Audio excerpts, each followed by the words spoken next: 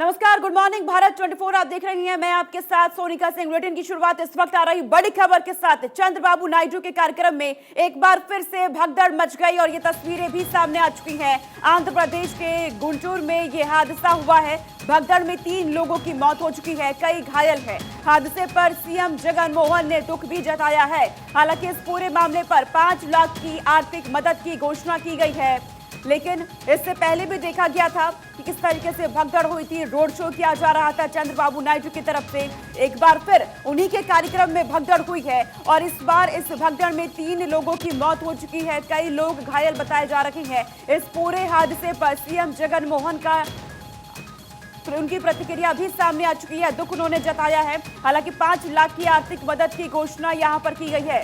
Sankranti special kit वितरण के दौरान ये भगदड़ हुई है। आपको बता दें, टीडीपी एनआरआई विंग ने ये कार्यक्रम किया था, लेकिन इस कार्यक्रम के दौरान भगदड़ मच गई और इसमें 3 लोगों ने अपनी जान गंवा दी है। हजारों की तादाद में लोग पहुंचते हैं और फिर वहां पर भगदड़ हो जाती है। इससे पहले भी चंद्रबाबू नायडू का एक रोड शो हो रहा था, उसमें भी भगदड़ देखी गई थी, जिसके बाद तमाम लोगों को अस्पतालों में भर्ती करवाना पड़ा था। हालांकि वो खुद लोगों से मिलने अस्पताल पहुंचे थे। आर्थिक मदद का ऐलान भी उन्होंने किया था, लेकिन एक बार फिर से उनकी का कार्यक्रम हो रहा था चंद्रबाबू नायडू का और उसमें भगदड़ में 3 लोगों की मौत हो गई है। और बड़ी खबर सामने आ रही है सीरिया से। सीरिया के दमिश्क एयरपोर्ट पर हवाई हमला हुआ है। इजरायल ने दमिश्क एयरपोर्ट पर हमला किया। इजरायली हमले में 2 सीरियाई नागरिकों की मौत हो चुकी है।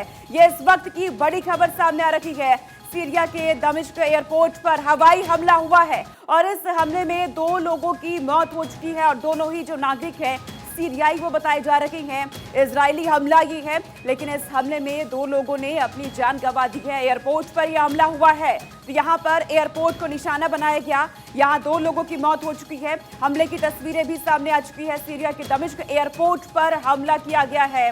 हालांकि अभी तक ये सामने नहीं आ पाया है कि यह हमला किसकी तरफ से किया गया, लेकिन एयरपोर्ट को निशाना बनाने की कोशिश की गई, जहां बड़ी संख्या में लोग होते हैं। इस बीच 2 लोगों की मौत हो चुकी है।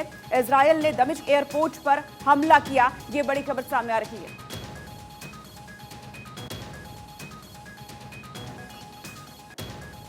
और इस बीच एक और बड़ी खबर, नोटबंदी मामले में सुप्रीम कोर्ट का फैसला आज आने वाला है। सुबह 10:30 बजे कोर्ट अपना फैसला सुनाएगा। सुप्रीम कोर्ट की संविधान पीठ अपना फैसला सुनाएगी। नोटबंदी के खिलाफ 57 याचिकाएं दायर की गई हैं और इन्हीं याचिकाओं पर फैसला आज आने वाला है। जस्टिस अब्दुल एस नजीर की अध्यक्षता में 5 जजों की पीठ ये फैसला सुनाने वाली है। तो जिस तरीके से नोटबंदी हुई थी, अब उसके खिलाफ याचिकाएं दायर की गई हैं। इसको लेकर के आज फैसला आने वाला है। सुबह 10:30 बजे कोर्ट अपना फैसला सुनाएगा। नोटबंदी के मामले में ये बहुत ही अहम फैसला आज आने जा रहा है। सुप्रीम कोर्ट की संविधान पीठ अपना ये फैसला आज सुनाएगी। याचिकाएं दायर की गई थी नोटबंदी के खिलाफ, इस पर आज अहम फैसला। और सीधा रुख करते इस वक्त आ रही बड़ी खबर का। बीजेपी अध्यक्ष जेपी नड्डा आज महाराष्ट्र जाएंगे। चंद्रपुर में आज जनसभा को संबोधित करेंगे। 2024 चुनाव की तैयारियों की समीक्षा की जाएगी उनकी तरफ से। तो बीजेपी के राष्ट्रीय अध्यक्ष जेपी नड्डा महाराष्ट्र पहुंचने वाले हैं और वहां पर चंद्रपुर में जनसभा को संबोधित करेंगे। 2024 चुनाव की तैयारियों को लेकर के समीक्षा की जाएगी कि किस तरीके की तैयारी हो रही है, क्योंकि बीजेपी की रणनीति भी यही देखी जाती है कि चुनाव आने से पहले ही उसके तैयारियों में बीजेपी जुट जाती है और वही तस्वीर एक बार फिर देखने को मिलने वाली है। बीजेपी के राष्ट्रीय अध्यक्ष जेपी नड्डा महाराष्ट्र पहुंचेंगे, तमाम कार्यकर्ताओं से मुलाकात होगी, जनसभा को संबोधित भी करेंगे। और जम्मू कश्मीर से बड़ी खबर सामने आ रही है। जम्मू कश्मीर के राजौरी में आतंकी हमला हुआ है। हमले में अब तक 4 लोगों की मौत हो चुकी है, 6 लोग घायल बताए जा रहे हैं। राजौरी के जांगरी में ये आतंकी हमला हुआ है। चारों मृतक स्थानीय निवासी बताए जा रहे हैं। पाकिस्तान के कायर आतंकवादी भारतीय सेना के साथ तो मुकाबला कर नहीं सकते। हमारी सेना और हमारी पुलिस ने चुन चुन कर इनका सफाया किया है और ये कायर आतंकवादी रात के अंधेरे में छुपकर बेगुनाह निहत्थे बेकसूर लोगों को निशाना जो इन्होंने बनाया है, ये इन्होंने जघन्य अपराध किया है, महापाप किया है, महा अत्याचार किया है और इस पाप की भारी कीमत पाकिस्तान के इन आतंकवादियों को चुकानी पड़ेगी। और यहां से आगे बढ़ते हैं, बड़ी खबर सामने आ रही है। राज्य में धर्मांतरण से जुड़े कानून का ये मामला, राज्यों के कानून के खिलाफ याचिकाओं पर सुनवाई होने जा रही है। आज याचिकाओं पर सुप्रीम कोर्ट सुनवाई करेगा।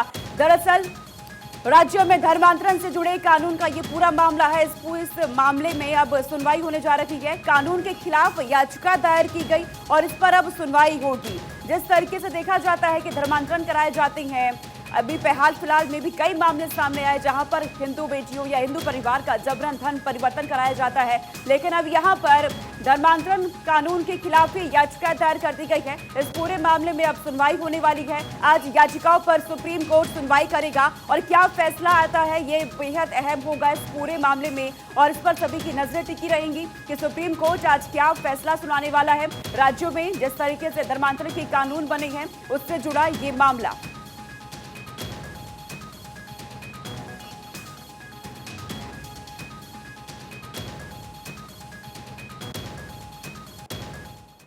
और तुनिशा मौत मामले से जुड़ी बड़ी खबर सामने आ रही है। आज तुनिशा मामले में शीजान का परिवार प्रेस कॉन्फ्रेंस करेगा। यह इस वक्त की बहुत बड़ी खबर। शीजान के वकील सुबह 11 बजे कोर्ट में जमानत की अर्जी भी डालेंगे। इसके अलावा शीजान के बाल काटने और उन्हें जेल में सुरक्षा देने पर भी सुनवाई होगी। आपको बता दें कि शीजान को घर का खाना खाने और दवाई की परमिशन कोर्ट ने पहले ही दे दी है। इसके अलावा और भी तमाम मांगी हैं जो शीजान की तरफ से की जा रही है, लेकिन शीजान के वकील सुबह 11 बजे कोर्ट में जमानत की अर्जी आज डालने जा रहे हैं। इन सब के बीच आज तुनिशा मामले में शीजान के परिवार वाले जो है वो प्रेस कॉन्फ्रेंस करने वाले हैं और ये बेहद अहम होने वाला है कि क्या कहा जाएगा शीजान के परिवार वालों की तरफ से, क्योंकि अभी तक जिस तरीके से इस पूरे मामले में तुनिशा के परिवार सामने आते हैं, उन्होंने सीधा आरोप शीजान पर लगाया कि शीजान ही मेरी बेटी का आरोपी है। जिस तरीके से तुनिशा की मौत हुई, हालांकि ये गुत्थी अभी तक सुलझी नहीं है कि ये आत्महत्या ही की थी तुनिशा ने या फिर हत्या हुई है तुनिशा के। इस पूरे मामले में शीजान की गिरफ्तारी हुई है, पूछताछ लगातार हो रही है, लेकिन आज शीजान के परिवार वाले प्रेस कॉन्फ्रेंस करने वाले हैं। शीजान के जो वकील हैं सुबह 11 बजे कोर्ट में जमानत की अर्जी डालेंगे। ये बहुत बड़ी खबर इस वक्त की आपको बता रही हैं। इसके अलावा शीजान के बाल काटने, उन्हें जेल में सुरक्षा देने पर भी सुनवाई आज होने जा रही है। आपको ये जानकारी दे दें कि शीजान को घर का खाना और साथ ही दवाई की परमिशन कोर्ट ने पहले ही दे दी, जिसकी मांग की गई थी शीजान की तरफ से कि मुझे घर का खाना खाना है, मुझे अपनी दवाइयां लेनी है। हालांकि इसकी परमिशन मिल चुकी है, लेकिन आपको पूरा ये मामला बता दें कि तुनिशा, जो कि शीजान और तुनिशा आपस में ये रिलेशन में थे, एक ही सेट पर दोनों शूटिंग किया करते थे, लेकिन जिस तरीके से तुनिशा की मौत हुई थी वहां पर जहां शूटिंग चल रही थी, इसके बाद शीजान की गिरफ्तारी होती है। इस पूरे मामले में एक सुसाइड नोट जो बरामद होता है उसमें शीजान का नाम लिखा है, तुनिशा का नाम लिखा है और साथ में यह जिक्र किया गया था कि मुझे शीजान ने को एक्टर बताया। इससे तुनिशा आहत हुई थी, उन्हें ये बिल्कुल अच्छा नहीं लगा था। ये एक बहुत बड़ा सबूत सामने आया इस पूरे मामले में। तुनिशा की जो मां है वनिता शर्मा, वो सामने आती है। उन्होंने शीजान पर सीधे आरोप लगाए कि शीजान मेरी बेटी को बहुत परेशान कर रहा था। ब्रेकअप के बाद तुनिशा जो है वो डिप्रेशन में जा चुकी थी और यही वजह रही कि तुनिशा आज हम लोगों के बीच नहीं है। लेकिन शीजान से इस पूरे मामले में लगातार पूछताछ जारी है। और इस वक्त एक बड़ी खबर सामने आ रही है। आज मथुरा के श्री कृष्ण जन्मभूमि विवाद पर मस्जिद का सर्वे शुरू हो रहा है। मथुरा के सीनियर डिवीजन जज के आदेश के बाद ईदगाह की अभिन्न रिपोर्ट की प्रक्रिया शुरू हो रही है। आपको बता दें कि शाही ईदगाह की अमीन की रिपोर्ट में सभी 13.37 एकड़ जमीन का सर्वे और वहां के नक्शे का सर्वेक्षण शामिल है। अमीन को अपनी रिपोर्ट 20 जनवरी से पहले अदालत को सौंपनी है और आगामी 20 जनवरी को सीनियर सिविल जज डिवीजन न्यायाधीश सोनिका वर्मा इस मामले की सुनवाई करेंगी। तो अब विवाद और तेज हो चुका है। जिस तरीके से श्री कृष्ण जन्म स्थान और शाही ईदगाह का ये मामला, यानी कि ये महीना बहुत महत्वपूर्ण रहने वाला है।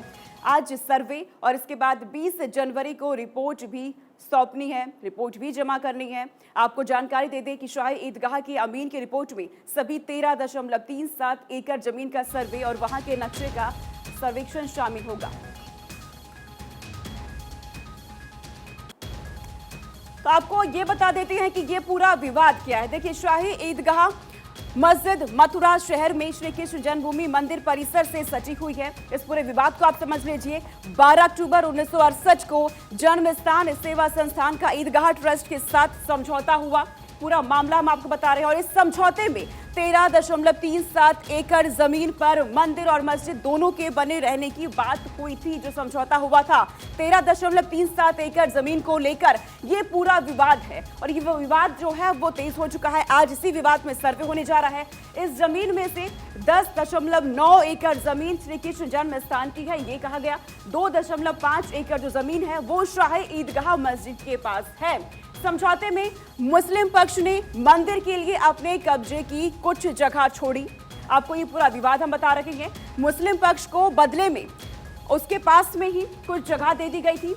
ये जो समझौता हुआ था उसके मुताबिक क्या क्या हुआ वो पूरी जानकारी हम आपको दे रहे हैं। लेकिन इस पूरे मामले में आज सर्वे होने जा रहा है और 20 को रिपोर्ट सौंपनी है। अब हिंदू पक्ष की पूरी 13.37 एकड़ जमीन पर कब्जे की मांग है।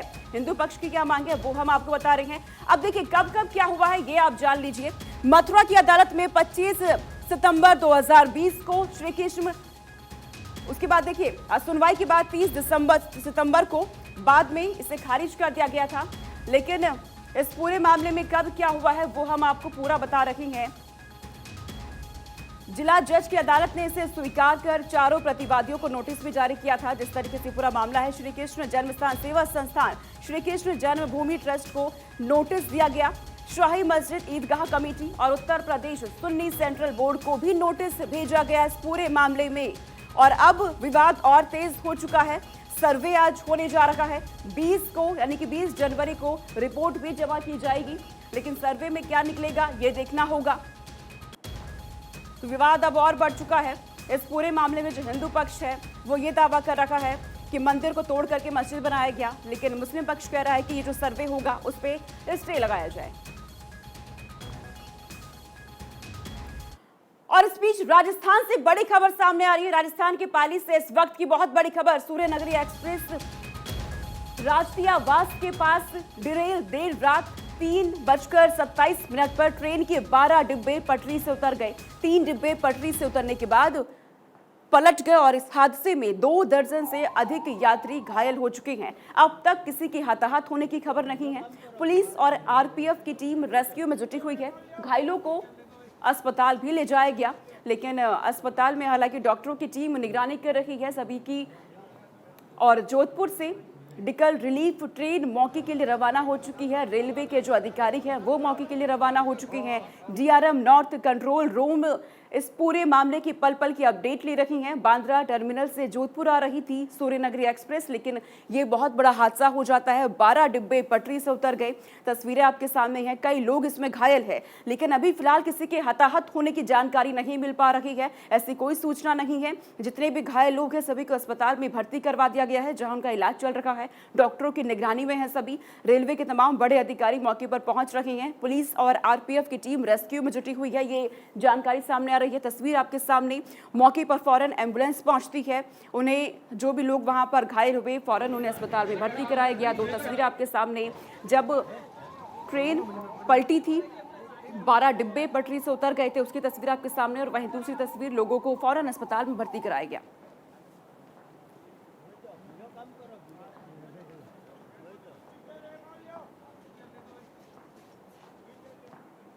और बड़ी खबर सामने आ रही है। श्रीनगर में सीआरपीएफ के बंकर पर ग्रेनेड से हमला किया गया है। श्रीनगर के भीड़भाड़ वाले इलाके में आतंकियों ने हमला किया।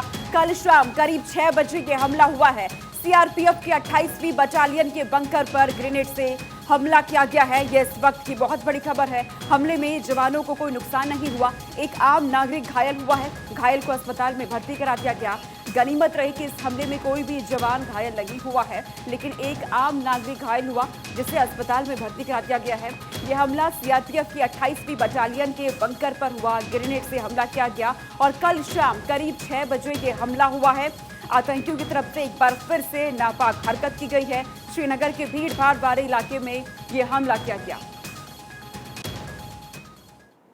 इससे पहले कल सुबह 11:15 बजे दक्षिण कश्मीर के पुलवामा जिले के राजपोरा में सीआरपीएफ के जवान से AK-47 राइफल छीनने का मामला सामने आया था। इसके बाद सुरक्षा बलों ने इलाके में घेराबंदी कर दी और आतंकियों की तलाशी शुरू की। हालांकि शाम तक राइफल छीनने वाले युवक को उसके परिवार के लोग लेकर थाने पहुंचे और हथियार वापस भी कर दी। राइफल छीनने वाले युवक की पहचान 25 साल के इरफान बशीर गनी के रूप में हुई है। आतंकियों ने 183 बटालियन के एक जवान से AK-47 राइफल छीनी थी।